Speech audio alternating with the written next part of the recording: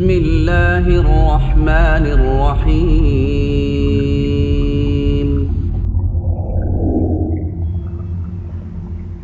Bismillahirrahmanirrahim. Assalamualaikum warahmatullahi wabarakatuh.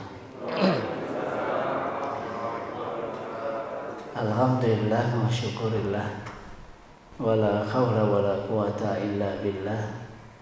Asyhadu an la ilaha illallah wahdahu la syarika lah, wa asyhadu anna Muhammadan abduhu wa rasuluhu la nabiyya ba'dah.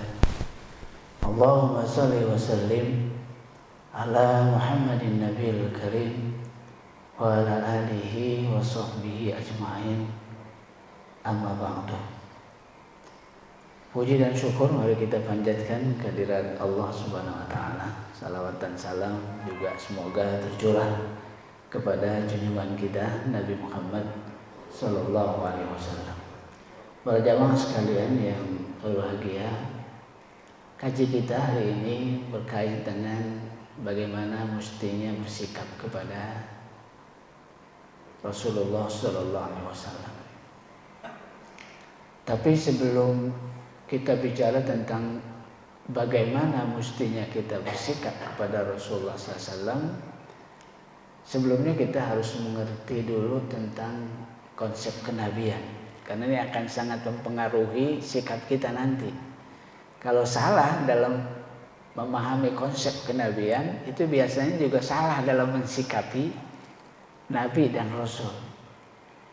Tapi kalau sikap kita benar dalam melihat konsep kenabian, itu juga akan berbanding lurus dengan bagusnya sikap kita terhadap Nabi dan Rasul. Karena ada pelajaran besar di dalam Al-Quran ketika Allah Subhanahu wa ta'ala mengingatkan bagaimana orang-orang Yahudi, orang-orang Nasrani terjebak di dalam urusan masalah-masalah kenabian ini. Salah satunya adalah ketika mereka sudah mengangkat Nabi, Rasul sebagai anak Tuhan. Ini kalau realitanya kayak begini, emang kemudian akhirnya ini berangkat dari konsep kenabian. Karenanya mari kita lihat dulu apa sih Nabi, apa sih Rasul itu. Ini kita dudukin dulu masalahnya. Siapa Nabi, siapa Rasul? Kalau kita lihat definisi yang singkat itu, disebut-sebut bahwa seorang Nabi, seorang Rasul itu adalah ar-rajul. Dia seorang laki-laki. Ada Nabi perempuan? Nggak ada. Nggak ada Nabi perempuan. Oh, ini marginal. Dimarginalkan wanita? Enggak juga. Karena ini bicara masalah peran. Ada laki-laki punya peran yang nggak bisa diperankan oleh wanita. Ada peran wanita yang nggak bisa diperankan oleh laki-laki. Karenanya laki-laki jangan ke wanita-wanitaan, wanita juga jangan laki-lakian sebenarnya. Karena emang udah punya peran masing-masing. Ini bukan masalah disingkirkan atau tidak disingkirkan. Sehingga Allah Subhanahu wa ta'ala menyatukan dua makhluk ini. Untuk apa? Untuk saling menyempurnakan satu atas yang lainnya. Jadi ternyata tugas kenabian ini emang porsinya ada pada laki-laki. Karena mungkin bisa jadi karena beratnya amanah ini, dan memerlukan banyak faktor-faktor yang justru itu ada di laki-laki, bukan perempuan. Jadi nggak ada nabi, nggak ada rasul kecuali laki-laki. Jadi kalau ada sekarang wanita ngaku sebagai nabi, itu di-delete aja. Karena dari urusan yang satu ini dia udah selesai. Walaupun di zaman Rasulullah SAW ada nabi perempuan. Ngaku nabi perempuan. Siapa? Istrinya Musailamah Al-Kadzab. Musailamah Al-Kadzab itu ngaku jadi nabi. Istrinya juga katanya nabi. Jadi Abu Bakar waktu itu ngadepin sepasang nabi palsu. Sepasang nabi palsu. Jadi dua-duanya ngaku jadi nabi. Jadi sekali lagi dia harus ar-rajul. Dia seorang laki-laki. Yang kedua Mustafa. Dia dipilih, bukan milih. Dia diakui, bukan ngaku. Ada orang ngaku jadi nabi, nggak benar. Dia Mustafa diakui, ada yang melegitimasi siapa? Allah. Makanya datangnya seorang nabi tidak tiba-tiba ngejeglek ngaku jadi nabi. Ada berita-berita sebelum dia datang. Ada berita kenabian bahwa Muhammad akan datang. Itu sudah disampaikan dalam kitab Taurat dan kitab Injil. Kenapa? Karena Muhammad bukan milih, dia dipilih, khusus dipilih. Yang milih Allah Subhanahu wa taala. Jadi kalau ada hari ini orang ngaku-ngaku jadi nabi tanpa ada berita, di-delete aja. Kenapa? Karena nabi ini dipilih oleh Allah, bukan milih sendiri. Yang ketiga, bahwa dia bawa risalah, bawa pesan-pesan ilahiyah yang harus disampaikan kepada umat manusia. Ini sederhana. Walaupun kemudian turunannya juga menjadi panjang. Kenapa? Karena seorang nabi harus memiliki sifatul asasiyah. Harus ada sifat-sifat dasar yang dimiliki oleh seorang nabi. Bahwa nabi itu adalah sidik, nabi itu amanah, nabi itu tablik, nabi itu fatonah. Dia harus jujur, dia harus amanah, dia harus tablik, dia harus nyampein. Gak boleh kitmanul haq, gak boleh menyembunyikan kebenaran. Dan pada akhirnya nabi harus cerdas. Ini sifatul asasiyah. Sidik emang harus jujur, nggak pernah ditemukan berdusta, hatta dalam bercanda sekalipun. Gitu. Jadi kalau ada hari ini orang ngaku jadi nabi, nggak memiliki sifat asasiyah, pernah berdusta dan sebagainya, wah itu udah bukan nabi, di-delete aja. Yang kedua, dia punya mukjizat. Mukjizat ini kebesaran Allah Subhanahu wa taala diberikan oleh seorang nabi sebagai bagian dari fasilitas kenabian. Untuk apa? Untuk menantang semua kekuatan yang ada di zamannya. Makanya menarik kemudian yang terjadi pada Rasulullah SAW, ada mukjizatul kubra, yaitu Quran. Quran juga ijaz. Karenanya ada huruf-huruf di Quran yang kalau kita artikan mungkin nggak ada artinya. Apa itu? Alif, lam, mim. Alif, lam, ro, ya, sin, toha. Apa artinya? Mungkin nggak ada artinya, tapi dia punya fungsi. Fungsinya apa? Ijazul Quran. Termasuk ijaz. Quran itu Allah menantang kepada semua orang yang ragu kepada Al-Quran, bahwa Quran itu tersusun dari huruf-huruf ini, alif, lam, mim, ya, sin. Tapi silakan kalau kalian ragu bahwa Quran ini datang dari Allah, silakan bikin dari huruf-huruf itu seperti Al-Quran. Ditantang, emang itu kalimat penantangan. Makanya bapak-bapak itu bisa ngelihat di dalam Al-Quran kalau ada alif lam mim, pasti ayat keduanya berkait dengan Quran. Alif lam mim zalikal kitabu la raiba fihi. Yasin. Ayat kedua ini wal Quran Toha tanzilul Quran tanzilul kitab. Terus gitu ayat-ayat alif lam mim, alif lam ra, yasin, to, ha, ya, nun dan sebagainya, itu kalimat ayat berikutnya adalah berkait dengan Al-Quran. Jadi ulama-ulama mufasir, khususnya ulama-ulama khalaf, itu mengatakan memang ini nggak ada artinya, tapi dia ada fungsinya. Salah satunya adalah menantang semua kekuatan yang ada waktu itu. Karena Quran lebih spesifik lagi sampai hari kiamat. Karena Allah mengungkap dalam satu ayatnya, wa in kuntum fi raibin mimma nazzalna ala abdina fa'tu bi suratin min mislihi wa da'u syuhada'akum min dunillah in kuntum shadiqin fa in lam taf'alu wa lan taf'alu. Selesai. Jadi ada mukjizat sebagai bagian fasilitas kenabian untuk melancarkan tugas-tugas kenabian. Yang kemudian ada bisyarat, ada nubuah, bahwa seorang nabi kehadirannya itu ada berita-berita sebelumnya. Di mana kehadiran Rasulullah sudah ada dalam Taurat, sudah ada dalam Injil. Ini diungkap oleh Allah Subhanahu wa taala, salah satu ayatnya adalah Muhammadur Rasulullah walladzina ma'ahu asyidda'u 'alal kufar ruhama'u bainahum.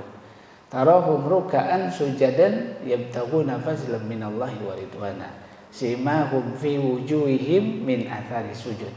Dzalika mathaluhum fit Taurat wa mathaluhum fil Injil. Gitu. Bahwa Muhammad adalah seorang nabi.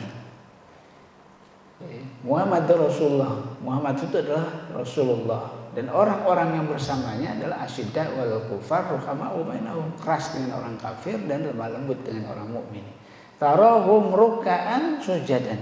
Kamu akan melihat mereka adalah orang-orang yang senantiasa ruku dan sujud.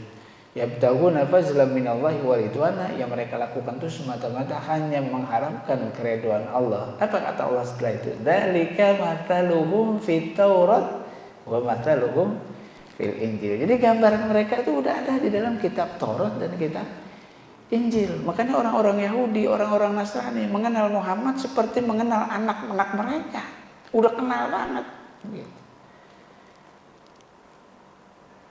Itu juga tanda kenabian. Jadi ada berita-berita yang disampaikan oleh Allah pada nabi sebelumnya. Kenapa? Karena nabi ini estafeta panjang. Nabi yang satu dengan nabi yang lain itu saling berhubungan. Yang berikutnya adalah bahwa seorang nabi punya berita-berita kenabian. Berita-berita kenabian yang disampaikan oleh Rasulullah 14 abad yang lalu hari ini terjadi. Saya nggak suka pakai ramalan karena ramalan ini kesannya klinik. Nabi itu punya berita-berita yang datang yang menunjukkan bahwa dia seorang nabi. Salah satunya adalah Rasulullah SAW mengisyaratkan nanti kaum muslimin akan dikepung oleh musuh-musuhnya dari segala penjuru. Dikepung oleh musuh-musuhnya dalam segala penjuru. Kata sahabat waktu itu, ya Rasulullah, apa jumlah kita waktu itu kecil? Kata Nabi, bahum kathirun. Tidak, jumlah kamu justru banyak, tapi banyaknya kagosah isail, seperti buih di lautan. Ini disyaratkan oleh Nabi 14 abad yang lalu. Realitanya itu bisa terjadi hari ini. Jumlah kaum muslim banyak, tapi banyaknya seperti buih. Kenapa bisa begitu? Karena dalam diri kaum muslimin telah terjangkit penyakit wahan. Penyakit wahan ini yang kemudian disebut oleh Nabi hubbud dunya wa karahiyatul maut, cinta dunia dan takut mati. Itu yang telah melanda kaum muslimin sehingga jumlahnya seperti buih di lautan. Itu disyaratkan 14 abad yang lalu. Nah, belakangan kemudian itu terjadi. Ini juga bagian dari kenabian. Dan yang terakhir, bahwa seorang nabi memiliki atsamarat, buah-buah kenabian, produk kenabian. Rasulullah bawa sesuatu buat umatnya. Dari mulai Quran, kehadiran para sahabat, umat terbaik, itu semua merupakan bukti kenabian. Jadi dari sini kita bisa melihat posisi seorang nabi, seorang rasul. Jamaah sekalian yang berbahagia, karenanya ketika kita bicara tentang nabi, ada dua hal yang harus didudukan. Bahwa yang pertama, bahwa nabi adalah hamba dari hamba-hamba Allah. Dia manusia seperti kita. Dia manusia seperti kita. Dia punya bapak, punya ibu, ya, ada nasabnya, ada kakeknya, ada istrinya, ada anaknya, ada cucunya. Dia hamba seperti kita, seperti hamba-hamba Allah yang lain. Dia juga insanan, dia manusiawi, dia bisa nangis, dia bisa sedih, dia bisa marah. Walaupun marahnya nggak kayak kita, tapi manusiawi, bisa sakit, bisa lapar. Dan Rasulullah biasa lapar. Manusiawi, itu yang disebut dengan Muhammad, seorang nabi adalah hamba dari hamba-hamba Allah. Tapi sisi yang lain, dia adalah Rasulullah, dia adalah utusan Allah yang punya tugas, punya misi khusus yang datang dari Allah Subhanahu wa taala. Dua posisi ini yang harus didudukan ketika kita bicara tentang seorang nabi, sehingga kita nggak terjebak dalam bentuk-bentuk pengagungan yang justru memasukkan kita dalam fenomena syirik seperti yang terjadi pada orang-orang Yahudi dan orang-orang Nasrani ketika Allah berfirman wa qalatil yahud Uzair ibnullah wa qalatin nasara al-masih ibnullah dzalika qauluhum bi afwahihim. Kata Allah Subhanahu wa taala, orang-orang Yahudi telah menjadikan Uzair anak Allah dan orang-orang Nasrani telah menjadikan Isa anak Allah. Dzalika qauluhum bi afwahihim. Demikianlah yang keluar dari mulut-mulut mereka, bukan dari Allah. Walaupun mereka mengatakan hadza min indillah, hadza min indillah, ini datang dari Allah, ini datang dari Allah. Kata Allah, tidak, itu dari keluar dari mulut-mulut mereka. Ini harus didudukin. Nah, kalau udah tahu begini, kita jadi ngerti harus bagaimana mensikapi seorang nabi, seorang rasul. Karena ternyata dia bukan manusia biasa juga, dia dipilih, disiapkan oleh Allah Subhanahu wa taala untuk memimpin umat ini. Dan menarik kalau kita bicara tentang kenabian, nabi itu ada musuhnya. Gitu. Ada pendukungnya, ada musuhnya. Dan yang menarik lagi, biasanya musuh-musuh para nabi itu adalah kaum al-mala, penguasa. Gitu. Entah kenapa kalau kita lihat di banyak sejarah itu Nabi berhadapan dengan penguasa. Nabi Musa ngadepin Fir'aun, Nabi Ibrahim ngadepin Namrud, Rasulullah SAW ngadepin penguasa di zamannya, Abu Jahal dan banyak bangsawan Quraisy. Gitu. Apa Nabi bisa melawan mereka, menumbangkan mereka? Ini bukan masalah numbangin atau tidak, tapi ini menjadi simbol perlawanan untuk memberikan pembelajaran kepada manusia mana hak mana batil. Karena ternyata Musa ngadepin Fir'aun hancurnya karena apa? Karena air tenggelam. Waktu itu justru Nabi Musa sedang dikejar-kejar, tapi Allah Subhanahu wa taala punya cara sendiri untuk menumbangkan kezaliman. Apa karena Nabi Musa? Enggak juga. Karena ternyata Fir'aun tumbangnya karena air. Namrud ngadepin Ibrahim, apa tumbangnya karena Ibrahim? Enggak juga, karena Namrud ternyata matinya karena serangga. Pasukan Azab, 10.000 pasukan Azab yang mengepung Madinah, apa mereka bubar karena serangan dari Nabi? Tidak juga. Allah Subhanahu wa taala cukup pakai angin aja, selesai 10.000 pasukan bubar. Dan menarik, pasukan gajah yang menyerang Makkah. Pasukan gajah yang menyerang Makkah, ternyata Allah cuma nanggulangin dengan burung-burung kecil, selesai. Artinya memang nggak ada hak untuk sombong gitu, karena buat Allah sederhana, ringan, gitu. Dengan air, dengan angin, selesai gitu. Tapi emang perlu seorang Nabi Musa, perlu seorang Rasulullah SAW, perlu seorang Ibrahim sebagai simbol perlawanan. Gitu. Apa mereka bisa menaklukkan kezaliman? Enggak juga dengan izin Allah. Tapi Allah mempunyai caranya sendiri untuk menumbangkan kezaliman, kesombongan. Dan buat Allah itu bukan urusan besar. Gitu. Jadi itu sisi-sisi kenabian yang harus kita lihat. Jadi sekali lagi mari kita lihat bagaimana mestinya kita mensikapi seorang nabi. Yang pertama bahwa wajiban kita untuk mengimaninya.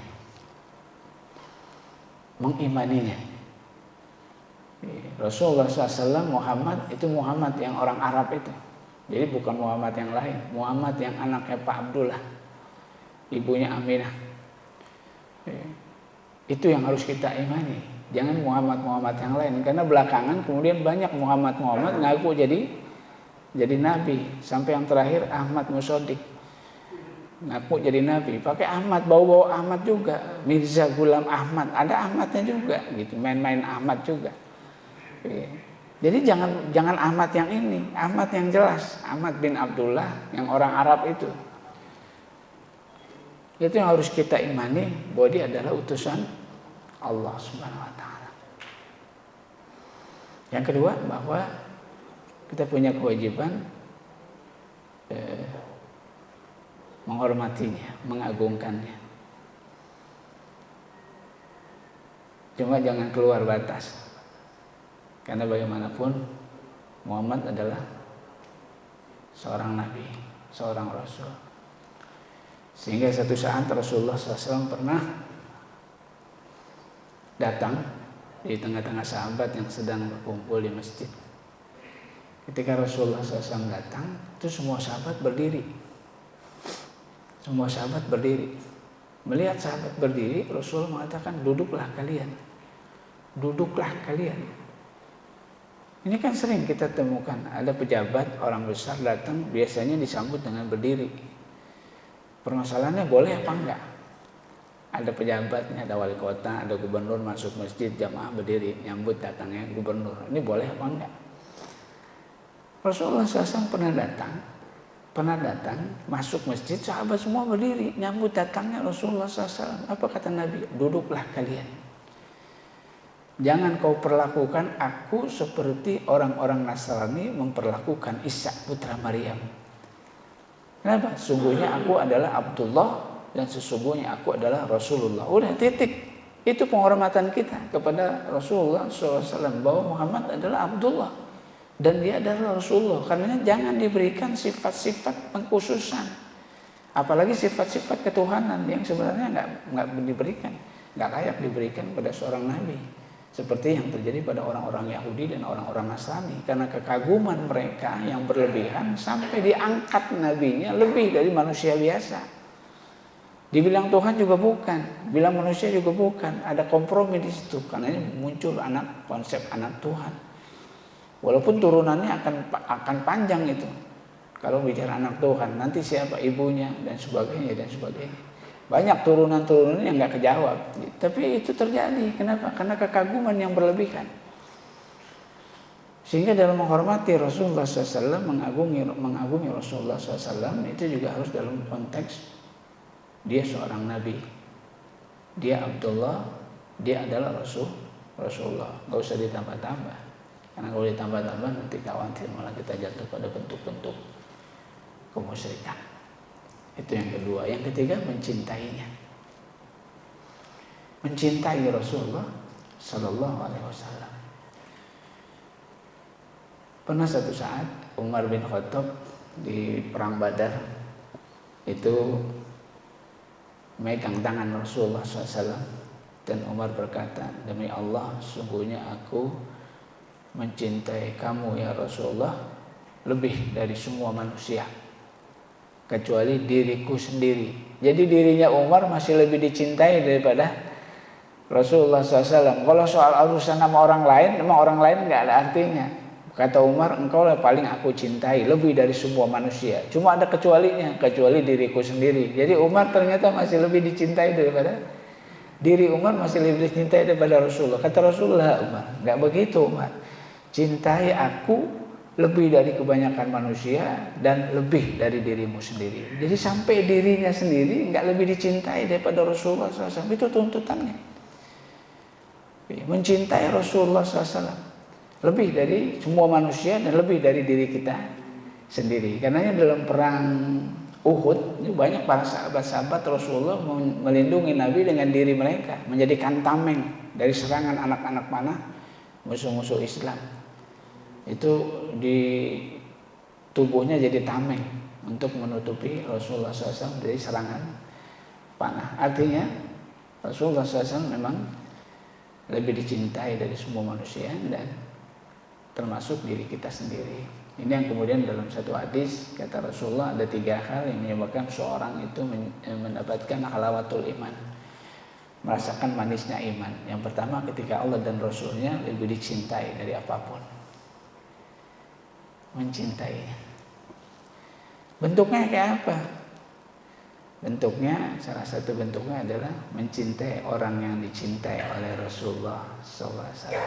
Mencintai orang yang dicintai oleh Rasulullah SAW. Jadi kalau cinta sama Nabi, jangan membenci orang yang dicintai sama Nabi. Kalau kita cinta sama Rasulullah, kita juga harus mencintai orang-orang yang dicintai oleh Rasulullah SAW. Semua, jangan dipilah-pilah, jangan dipilih-pilih.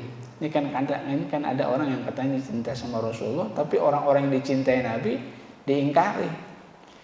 Para sahabat itu orang-orang dicintai oleh Rasulullah SAW. Harusnya kita juga mencintai para sahabat. Tapi ada orang yang kata mencintai Nabi, mencintai Rasulullah, tapi sahabat dikufurin, diingkari gitu. Kan nggak begini mestinya. Harusnya seseorang itu mencintai Nabi. Ya, salah satu bentuk mencintai Rasulullah SAW adalah mencintai orang-orang yang dicintai oleh Nabi. Siapa?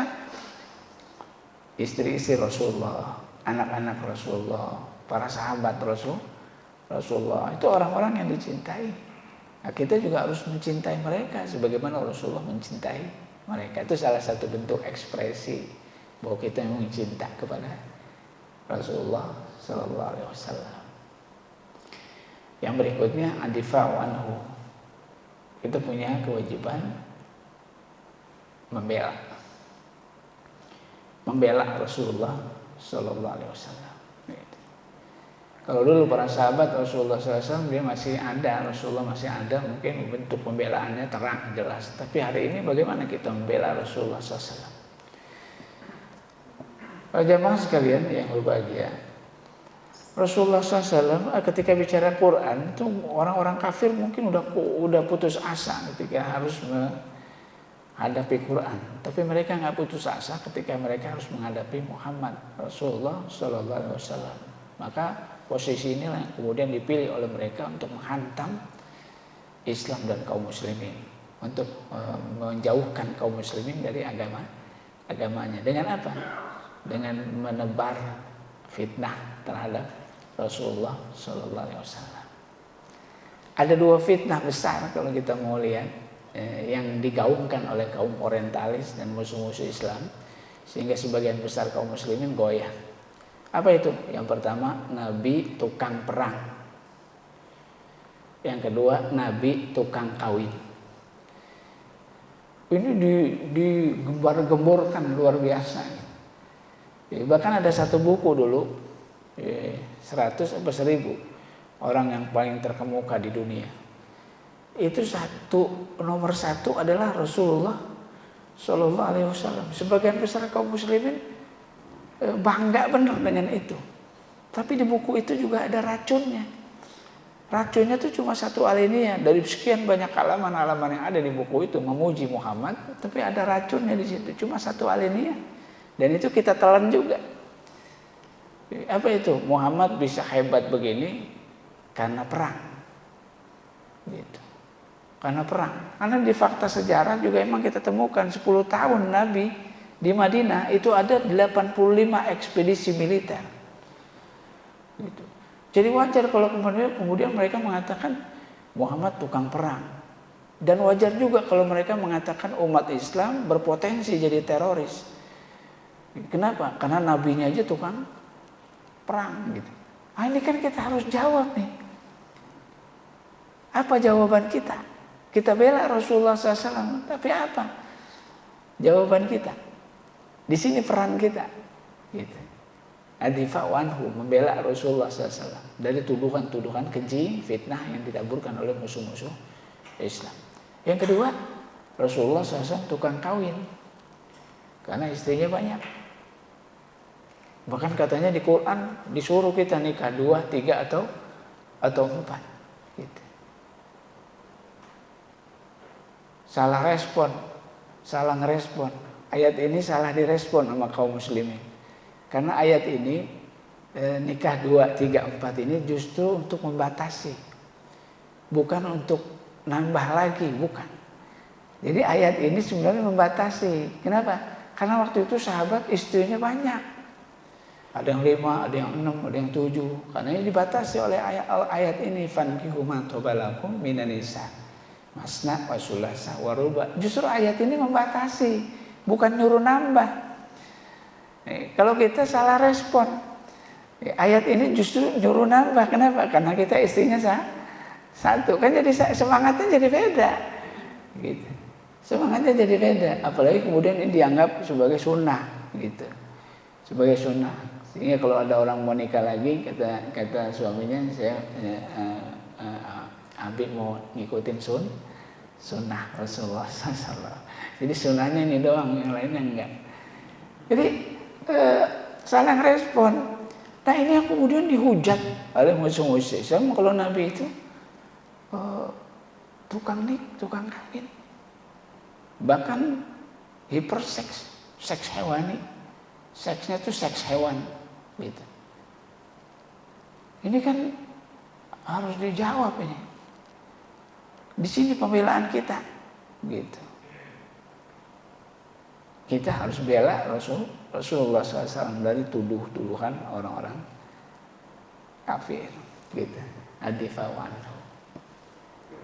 Tapi gimana belanya ntar kita diskusi. Belanya gimana nih dengan dua tuduhan ini? Nanti di forum diskusi kita bicarakan. Itu yang berikutnya. Selanjutnya ketika kita bicara tentang bagaimana kita bersikap pada Rasulullah SAW, yaitu dengan ihya sunnah, dengan ngikutin sunnahnya. Sedapat mungkin kita bisa mengikuti sunnah Rasulullah SAW. Apa saja yang dilakukan oleh Nabi bisa kita ikutin. Kita bangga kalau kita kayak Nabi. Oh itu semangat ini boleh. Karena para sahabat-sahabat Rasulullah SAW dulu juga begitu.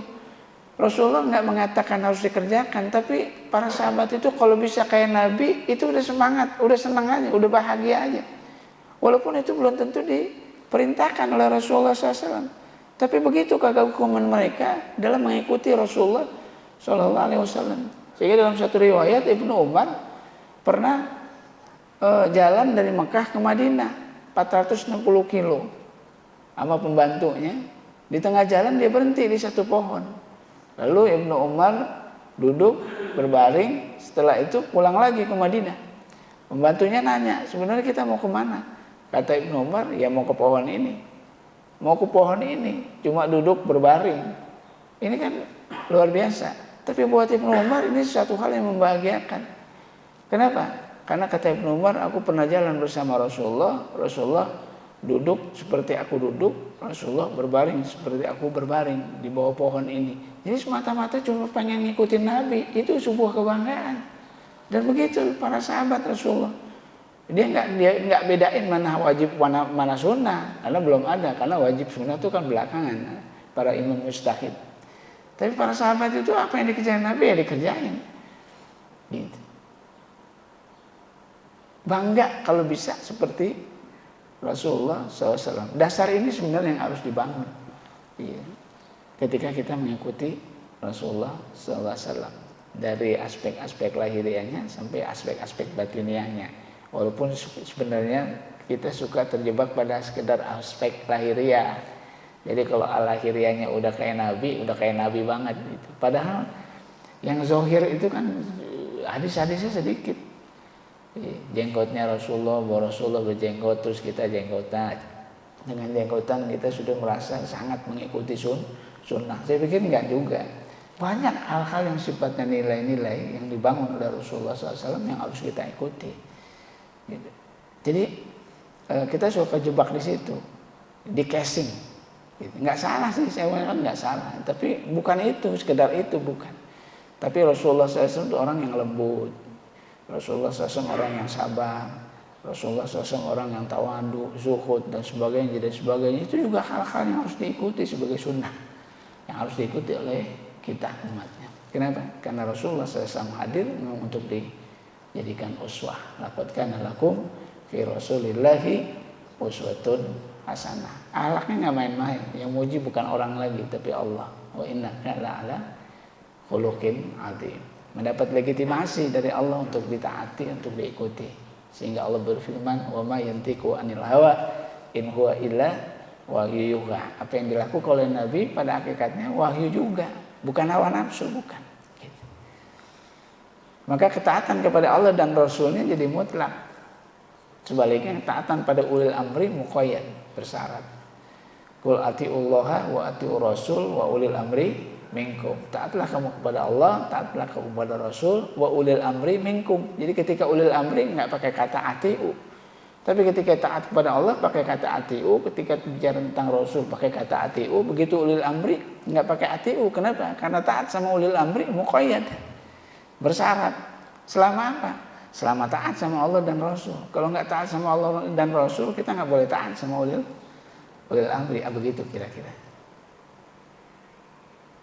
Jadi wajar kalau kemudian kita ngikutin Rasulullah Sallallahu Alaihi Wasallam. Memang dihadirkan dia sebagai orang yang paling baik akhlaknya. Kehadirannya menjadi rahmatan lil alamin. Ini yang dalam sejarah kita temukan Rasulullah kalau memerintahkan sesuatu maka dialah yang pertama melaksanakan. Kalau dia melarang sesuatu maka dialah yang pertama meninggalkan. Dia selalu terdepan dalam urusan kebaikan. Kalau udah begitu wajar kalau kita jadikan Rasulullah uswatun hasanah. Dengan cara apa? Dengan cara mengikuti sunnah. Yang berikutnya banyak-banyak bersalawat. Ini juga hal penting. Sehingga Rasulullah SAW mengatakan siapa yang mendengar namaku disebut tapi kemudian dia enggak bersalawat kepadaku, maka Rasulullah mengatakan dia pelit. Begini pengagungan kita kepada Rasulullah, gitu. Memberikan doa, bersalawat kepada Nabi. Ini wujud cinta kita kepada Rasulullah SAW. Dan yang terakhir, mewarisi risalahnya, mewarisi perjuangannya. Jadi kita bukan sekedar punya tuntutan ngikutin sunnah, tapi kita juga punya kewajiban menegakkan agamanya. Karena tugas Nabi itu paling tidak dua. Yang pertama, dia menyampaikan risalah. Yang kedua, dia menegakkan agama. Tabligh risalah, ini tugas kenabian yang paling pokok. Dan yang kedua, iqamatul daulah, menegakkan agama. Karena dalam satu ayat Allah Subhanahu wa taala berfirman, "Waladzi arsala rasulahu bil huda wa dinil haq liyuzhirahu 'ala dini kulli." Dia yang mengutus nabinya dengan membawa agama yang hak. Untuk apa? Untuk dimenangkan agama ini di atas semuanya. Jadi salah satu wujud dari mewariskan risalah Rasulullah SAW adalah yang pertama mengikuti sunnah, dan yang kedua menegakkan risalahnya. Ini menjaga warisan Rasulullah SAW. Termasuk menjaga keutuhan umat. Rasulullah SAW ketika wafat itu meninggalin umat yang bersatu. Jadi kalau kita mau menjaga warisan Nabi, salah satunya adalah jaga persatuan umat. Karena Rasulullah SAW meninggalin umat dalam keadaan solid, bersatu. Jangan dicerai-berai, jangan dipecah belah. Ini kan yang sering terjadi. Karena alasan berjuang, kita masuk kelompok, tapi kita suka kejebak pada fanatis kelompok. Sehingga akhirnya kelompok yang satu ribut dengan kelompok yang lain. Bukan negakin Islam lagi, tapi sibuk dengan kelompok yang lain. Padahal yang namanya jamaah dakwah memang nggak pernah muncul kecuali setelah jatuhnya Turki Utsmani. Baru ada jamaah dakwah, sebelumnya nggak ada. Karena para salafus saleh itu nggak ada bicara tentang jamaah dakwah. Kenapa? Waktu itu Islam berkuasa. Kapan jamaah dakwah muncul? Ketika Turki Utsmani, kekhalifahan jatuh, maka muncul tuh gerakan ini, jamaah ini untuk menegakkan kembali kekuasaan Islam. Tapi kelompok-kelompok ini suka terjebak pada bentuk-bentuk fanatisme, sehingga akhirnya kelompok yang satu justru ribut pada kelompok yang lain. Padahal sebenarnya mereka punya tujuan yang sama, menegakkan agama Allah. Tapi realitanya mereka nggak jadikan mitra, tapi kadang-kadang mereka jadikan rival, pesaing. Dan ini yang kemudian menjadi akar konflik di tengah-tengah umat. Jadi kalau kita mau jujur, salah satu warisan Nabi adalah bahwa umat ini bersatu. Sehingga tugas kita adalah menyatukan umat. Ini yang penting. Apalagi di sela-sela kehidupan realita kita hari ini. Menyatukan umat menjadi sesuatu yang sangat urgen buat kita bangun. Dengan cara apa? Salah satunya menekan fanatisme kelompok. Menekan fanatisme kelompok. Ini hal-hal penting yang berkait dengan bagaimana kita bersikap kepada Rasulullah Sallallahu Alaihi Wasallam. Kalau ada mau sharing, mungkin bisa kita buka